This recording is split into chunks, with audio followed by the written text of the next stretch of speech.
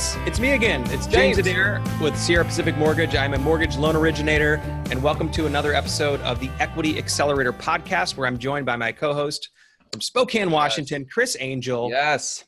And I'm super nervous about this particular episode. I'm in a group coaching program. I've alluded to it in episodes past, and we talked about actually, we were talking about self-promotion last week, and one of the guys did a video, his why video, and it like blew up. He made a video about his mortgage practice down in Arizona, and he talked about why he's in the business and what it was pretty emotional. He talked about his marriage and his wife and like how it drives his business. Yeah. And he's had a huge success with it, and it kind of inspired me. It's something I flirted with in months and years past to get clear about my why. Why do I do mortgages? Why am I in the mortgage business? Why should people care? Why should people work with me? And I know you've done some deep work on this too, because this really jives with kind of the tribal marketing component. You know, why someone might want to work with me is because, you know, we're both parents at the same school, or we're both interested in music, and we're both interested in the same type of culture, right? And so you can kind of find your tribe, and that's a kind of a shortcut for finding your why. But I wanted to get deeper, and there's a process, and this is all kind of based on one of the first TED Talks that I've ever became aware of. Everyone sort of knows what a TED Talk is now. Yeah, right. Did you know TED what does it stand for? It's technology, education, and design. Design, I think, yeah. No, I would not have thought of that, because I don't think of TED Talks that way. I know. I was thinking it was just like some guy named Ted who started figuring this out. Ted. Good job, Ted. Good job, Ted. But the one of the first big TED Talks that I became aware of was Find the Power of Why with Simon Sinek. And this guy's made an industry, an empire out of finding your why. And he wrote a book about it, and he's written a bunch of leadership books. He's such a compelling speaker. Yeah. But he talked about the power of why with regards to how it drives your actions, it drives your decisions. And I've seen people on social media talk about their why, and they hold up their baby and they're like, this is my why. Yep. And like, I feel like that's not what this is about. Like, I don't want, that's not, people aren't going to choose to do business with me because I have a cute baby, which I do have 2 cute babies, by the way, in case that matters. Right. But I don't think it does. I think it's about something deeper than that, and finding something that an audience can find themselves in and say, that's the kind of person I want to do business with. Right. Totally. Or in fact, by doing business with this person or making this decision, I'm now able to tell a story to my friends about who I am. Right. I think that's what really gets at the core of it. And it's so hard to find that. I don't know. I mean, what do you think, Chris? Well, I remember in Simon Sinek's talk, he was like, people don't buy what you do, they buy why you do it. And so to your point, like the whole thing about a why statement or having or identifying your why is that there has to be some transference of why you say what you do that somebody else actually gives a crap about, right? They're like that inspire, like when you tell me your why, James, that inspires me. Like, I want to be a better man when you tell me what your why is. Like, like I want to rise up and conquer all my challenges when I hear what your why is about. There's this transference, and not everybody's going to attach to your why. That's the tribal thing you're talking about. Right. But, and to keep going, like you have to have your own transference of energy. Like when you say your why statement, you're like, oh yeah, like this is why I do it. So it's both transferring it to yourself and to others. And it has to be both, I think. Otherwise, it's not really your why. Well, I've started going through, I've got a notebook here out of frame. And it starts with make a why video underlined. And then so this is something I've been kind of like picking at for a while. So I'm going to get meta here. We're going to do this exercise here together. And hopefully in the very near future, I will make a condensed video version of this that I send to my clients that I'm able to put on my website and post and broadcast in a way that has a real impact for me, but also helps people understand why doing business with me might be different or what the case may be. So there is an exercise we have. And if you're listening to this, my main audience is the real estate community and real estate professionals. If you're listening to this and you want to reach out to me, I have a PDF that you can fill out, and it's like there's sort of a formula for finding your why, and it starts with identifying your strengths. And one of the things that I've kind of landed on is well, first of all, is where I'm from. My parents are both real estate professionals, so I've been hearing about buying and selling homes. I've been hearing about entrepreneurial ideas. My mom was a real estate broker, and my dad was a home builder and a real estate developer. So we were constantly, when we were on vacation, we were at the beach or something, it was always just, we're just going to the beach, but my dad's like, I'm just going to pull over here real quick. And he would just like pull into some lot for sale and then just stand there and make phone calls for 30 minutes. And I'm like 10 years old and I'm dying. I'm like, I just want to go to the beach. This is horrible. But I've basically been immersed in the real estate conversation since I can remember, forever. So that's just part of my DNA. And secondly, I'm a natural facilitator. I am a middle child. I think that has a lot to do with my general approach with people, constantly negotiating the edges of my family. And at an early age in my teenage years, I became a bass player as a musician. And I think that's another kind of reflection of being a negotiator or a facilitator. The bass is it's the negotiated space between rhythm and harmony, right? So you do both at the same time. And also it goes unnoticed. It's kind of in the shadows. It's an unheralded part of any musical performance in most cases. But if you pay attention, you might realize it's the most important thing.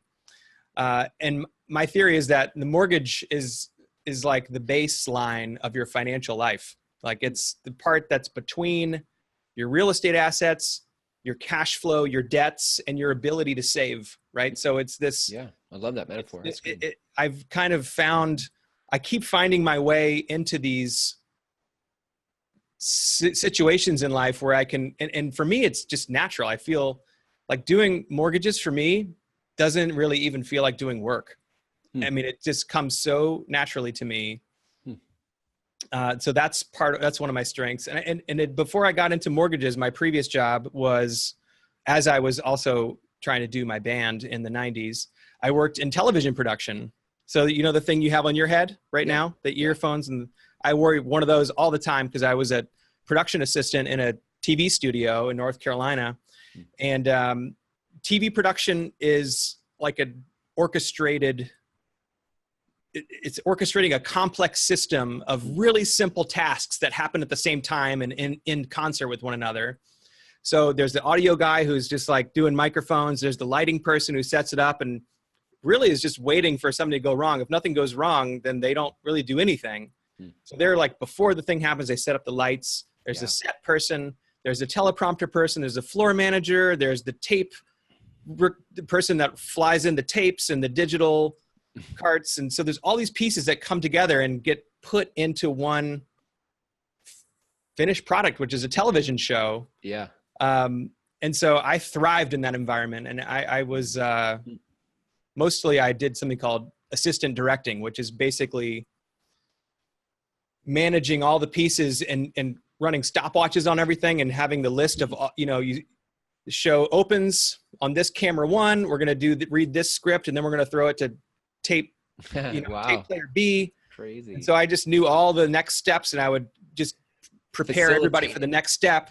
And you're like, everyone's talking to each other on those headsets. Anyway, so that's an orchestrated ninja, behind the scenes kind of thing. And I think mortgages are like that. So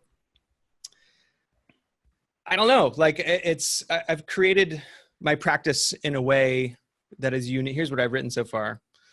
I've created my practice in a way that's unique because who can you really trust to help you determine when to restructure your debts and why to restructure your debts? Far too many people refinance when they shouldn't and fail to refinance when they should. In our relationship, if I'm talking to you as a potential client now, if by working with me, I'm going to solve this problem for you. You may not even realize you have that problem because people refinance and they think they made a great decision. They don't realize how there's all these hidden costs and hidden problems with doing it, and I'm going to make sure that you're taken care, your family's taken care of. You understand how to manage your debts, how to manage your real estate over time. This isn't just a transaction for me. And why I do this is because I feel like I was born to do this. It doesn't even feel like work to me. Yeah. So that's kind of my why, right? It's a little bit of a mess right now, but I don't know how to thread all those things together into a single why statement. If I had to let's take a stab at it. Let me take a stab at it. Because if I had to think about what I know about you, and why it matters to a homeowner, a home buyer, or even a real estate agent, I would say, and again, I'm just taking a stab at it, so this might totally bomb, but I would say, James just sees things differently. Like he sees that there is more to this than a transaction. Like behind this, every American, every homeowner has a financial destiny. And if they don't do their mortgages right, if they don't look at mortgages the right way, they undermine their destiny. And the reason he created the Equity Accelerator podcast, the reason he does mortgages is to set people up for fulfillment of their financial destiny. And if they don't do it, then they don't get it. Like that. How about that? Man, your financial destiny. How me alone, and if you go somewhere else, destiny unfulfilled. You're screwed. Well, I think that, but I think that captures. I mean, I think you want a little bit of grandiosity in there. Otherwise, people are like, it's not big enough to care. But and I don't mean to overstate it, but I do think that that's where your heart is. Like your perspective on equity management and the mortgage as a tool and not just a transaction does really affect the financial destiny of people.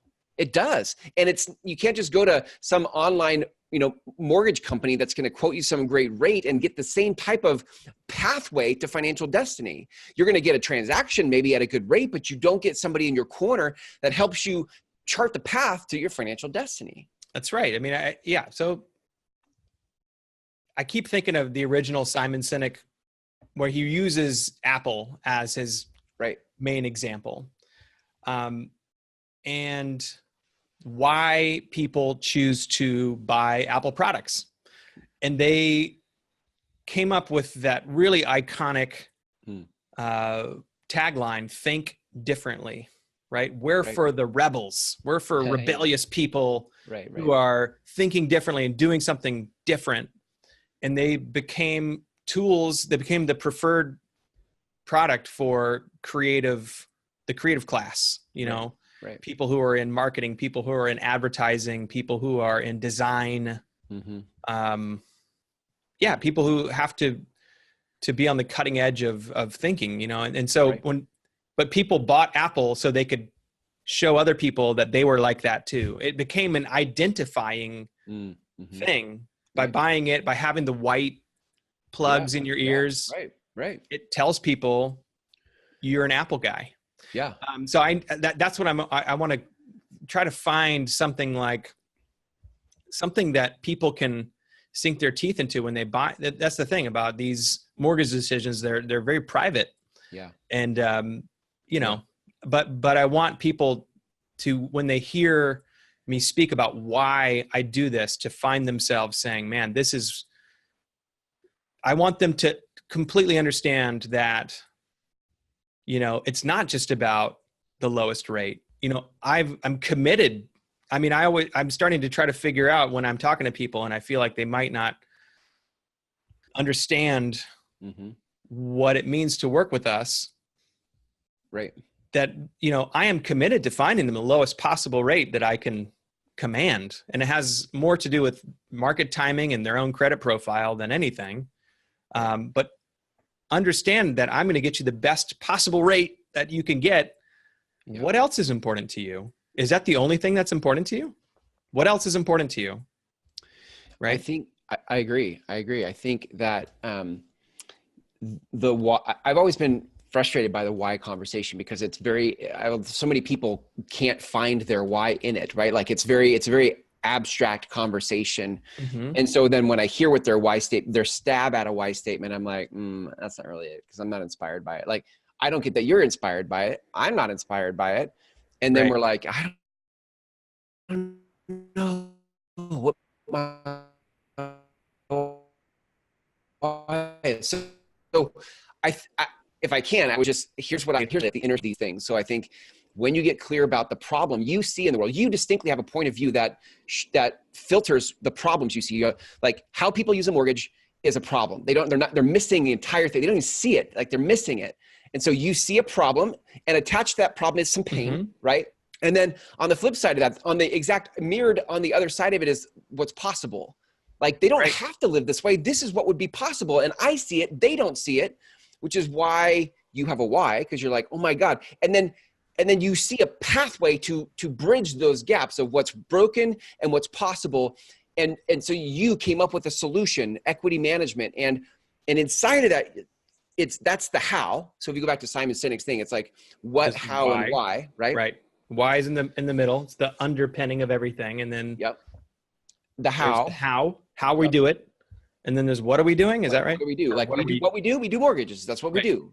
Right. But that's not what's important. What's important is this is the problem. This is what's possible for you. Right. And here's what we've created to help you get there in a way that actually makes sense. And then you just infuse it with your own, that's the thing, is you got to have conviction, because if you don't have conviction, you don't really believe it. And it really is just this mechanical mortgage tool thing that we do, then then there's no why. If there's no passion, there's no why. Anyway. Yeah, that's right. Well, that's the thing, is when you say we do this, we do mortgages because we believe that the mortgage industry, has been operating in a rate price space for far too long. And the real value of real estate is in connecting your real estate and your debts to your financial plan and having a partner and managing that over time. And that's why we do this. That's why I'm in this business, right? I grew up in a real estate family. These decisions, this kind of work is just, it's in my bones, and I have my personality is, as a middle child, as someone who's really helped me find my space negotiating in these gaps that most people ignore. That's where I thrive, and I think the mortgage and the mortgage industry and the mortgage conversation is the perfect fit for everything that I've done in my past. And this is why I'm in the mortgage business. I'm getting closer. I feel like there's an internal why, like what you just described. Like, why does James do mortgages? Well, it just makes sense. Like when I show up to work, it doesn't feel like work. I have all these patterns in life of being a facilitator and orchestrator. And so there's an internal why. And then there's the why that is the public why, why we work with you. We don't necessarily work with you because you like showing up to work and doing mortgages. We work with you because you believe in us and something that's possible for us if we just looked at mortgages differently. And I'm like, dude, if I looked out into the sea of mortgage professionals to choose from, and everybody's telling me about rates and all their customer service and all the things that everybody says. Right. And then there's James going like, look, for decades, for hundreds of years, we have simply let the man tell us how to get a rate, get a mortgage, buy a house, the American dream. And what everybody's missing is that everybody could be financially independent if they understood financial tools, but most people don't. And I'm here to fix that. Right. We're here to smash and subvert the dominant mortgage paradigm. That's what we're about. Sign here. Signed here. And I would choose that because that feels fresh. It feels like there's a mission attached to it. I feel like you care. I feel like you have some authority and conviction. Like all of that stuff is why people buy. I can tell when people are shopping and when they make up their mind. Yeah. Once they make up their mind, it's like, it's done. Yeah. Yeah. And like then you can get real, and then the guard comes down, and then we're really in a relationship, and I'm helping them. Right. And I love that moment. I love pulling people over across the threshold. Yeah. And just getting shoulder to shoulder with them and solving that problem with them. Yeah. Yeah. It's good. I do love this conversation about why, as much as I say, like, I think I get frustrated by it. I love it because I think it's what we're all looking for. Like, we want to do work that matters. It's so hard. It's so hard. I don't know. I was hoping that this conversation would like refine it, but now I'm looking at it. I'm like, maybe I should start all over again. Or I don't know if I'm any closer than I was, but yeah, it's something that I'm committed to is uncovering. Everyone has a why. It's just about uncovering it and expressing it in a way that I like that. That is clear, right? I like that you said that because I think you're right. Everybody, you already have it. Right. You already have it. You wouldn't be doing the things you do with the conviction you have without it. Right. It's just having to like look at. This is why I get frustrated by the why stuff, because we try to put it into formulas and then like the formula hasn't come out feeling not fluid. It doesn't feel, I can't emotionally connect to it. But right. And when it's that's right. It's about building that emotional connection. That's right. Yeah. And I guess in some ways, holding the baby and saying, this is my why on Instagram is no less, legit than what we're trying to do here. But I just think it is that person's why, but that's not that's not a powerful why statement in the Simon Sinek sense. Right. It may be a personal why, like I show up every day to work because, and you could translate that. Let's take that example because you could say like, look, here's the thing. I grew up as an only child, and this is not true for me. The example I'm about to give you, I grew up as an only child. My parents were disconnected. I was basically homeless by high school. And I learned early on to just fend for myself. And I promised myself as I got older that my kids would not grow up that way. And now I've attached this, when I show you this baby picture, it's attached to a story that actually makes sense. And you go, oh my God, like I respect you so much. Yeah. But that would be a personal why. It's not why I would necessarily, I might actually get a mortgage from you because I really appreciate the person that you are, but it doesn't, that has nothing to do with mortgages. Or it's like, that happened to me too. And I'm fighting that same battle and like, I get you and let's do business together. Right. Right. I think the real estate space, mortgages in real estate is super flexible for that type of why, because it's all about relationship. It's in some ways there's a commodity there. Like most real estate agents do the same things to get a house sold. You could look at similarly for the mortgage process. There's an underwriting process. Yeah. There's a very formulaic sequence of events that every lender is forced to do. And the mortgage outcome, a funded loan is a commodity. You can literally get that with a couple clicks of the button. You can get that in a lot of different ways. Although the caveat is what you do is different. Like how you look at mortgages as a financial tool is dramatically different. So I agree. And that's the only way. And that's what I'm trying. I am sprinting down this path because I see the commoditization of, and this is my 16th year in the business. And it used to be just knowing the guidelines better than the next guy would really set you apart. And now everything's so automated that doesn't matter as much anymore. It used to be that having a good system in place where you always closed on time would set you apart. And now, because of technology and automation, a lot of that stuff is like none of those aren't problems. And we kind of touched on this in episodes prior. Those aren't problems that need to be solved anymore. Yeah. So I'm chasing down this other, the biggest problem of all, which is, how to get the most financial return, how to use the mortgage, how to have real estate create the biggest financial impact on your life over time. So that you have that paradigm that's different than most people have is one thing. And then linking that up to an emotional story, not a fake story, but a story that is why you do what you're like. This is the story of why I do what I do. Is what, because other people can then come in and start modeling or emulating what you're doing tactically, but they can't copy or model why you do it. Right. And so that's why it's so important to have the conviction behind the tactics, because that's what is hard to copy. And if you've said multiple times, the audience for this show is a lot of real estate professionals, and you want to stand out as a real estate professional. You can't just say, I'm a better listing agent or I'm a better buyer's agent. You have people are going to buy from you or choose you because they feel emotionally connected to you. So you better link up what you're doing to some compelling reason why this matters to you. And it's not because, and most real estate agents got in, I did, because it's good income. I got in because I didn't know what I wanted to do professionally. And I thought this would be a good way to do it. Low barrier to entry. Yep. We don't usually get into this business to solve a problem other than our own. So there's a lot of soul searching that happens as a real estate agent, trying to figure out, like, why am I doing this beyond my own gain? Like, what is this really about? Yeah. That's and plenty of people have an entire career and they never even ask that question. Right. And if they do ask it, they don't get too far with it. Right.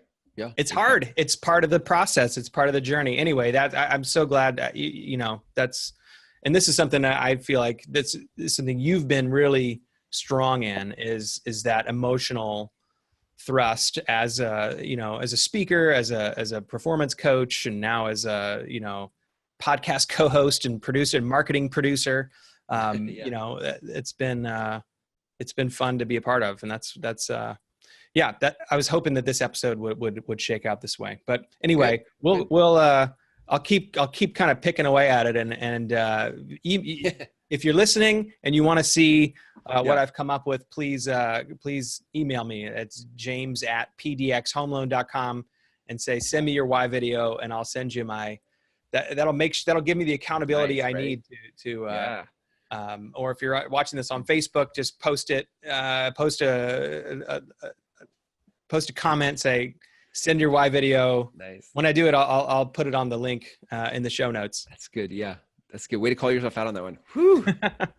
Way to throw yourself under the bus. That's good. That's real accountability right there. Bam. Yeah. I like it. Told you I was nervous about this one. Hey, listen, as in all the nervousness of it and the figuring out of it, what you already said and what we know is true is that your why is already there. James's why is already there. And you listening to this, your why is already there. And, I love that you're bringing this out, because I feel like the more we connect to the importance of our work, which is, I think, the why, the more we get emotionally connected to the importance of our work, not only is our experience of our work more enjoyable, but people actually feel it. And in this digital age where people are super disconnected emotionally, we're craving that. And so I love that you're championing this conversation in real estate, because I think it needs to happen in a bad way, in a big bad way, for sure. So awesome, man. Well, all right. Well, if people want to reach out to you about mortgages, not just your why video, but not just why videos, mortgages. Yeah. pdxhomeloan.com. I am a licensed mortgage originator in the state of Oregon and the state of Washington. So anybody who wants to dive deep into this type of conversation with me about real estate found in those states, I'd love to be in that conversation. Just go to pdxhomeloan.com, and my email is just my name, James@pdxhomeloan.com. So awesome. Thanks, James. Good stuff today, man. Take care. Good luck with your why video. I look forward to seeing it. Thank you. See you next time. Yeah, man. Bye. Bye.